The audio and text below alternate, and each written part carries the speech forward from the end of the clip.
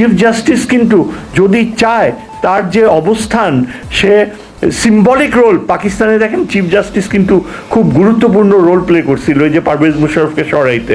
ভারতে chief justice landmark judgement দেয়। ছাত্ররা যদি মনে করো যে তোমরা এখন ইউনূস সাহেবকে উপর আস্থা রাখতে পারতেছো না, তাহলে তোমার you don't have to put all your eggs on one basket.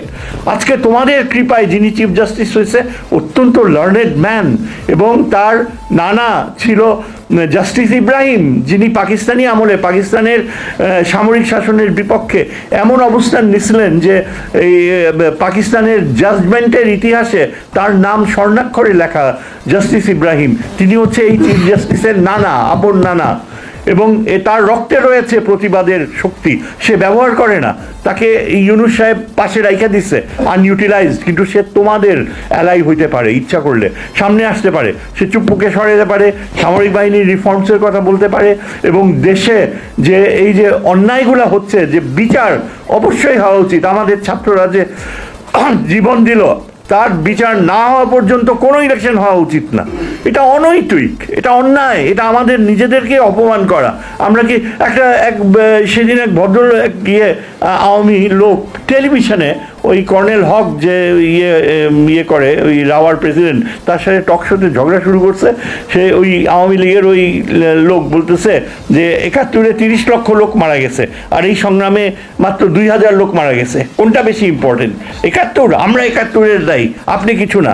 এই হক কিছুই বলতে পারে না, বলে সেটা ও তো সেট আপ করে না, ওরা বেশি করে বলছে। এই রকমের তুলনা কীভাবে করে? হ্যাঁ, 71, কিন্তু এই যে 2000 লোক মারা গেছে তার সংখ্যাতাত্ত্বিক ধারণা কেন দেয় যে 2000 কিছুই না? এত এত সাহস কিভাবে হয়? এই আওয়ামী লীগকে চিরতরে এখান থেকে, এই দেশ থেকে বাইর করতে হবে। এটা ভারতীয় একটা পার্টি। কোনো দিন এই আওয়ামী লীগ যেন চুক্তি নিয়ে না চায়।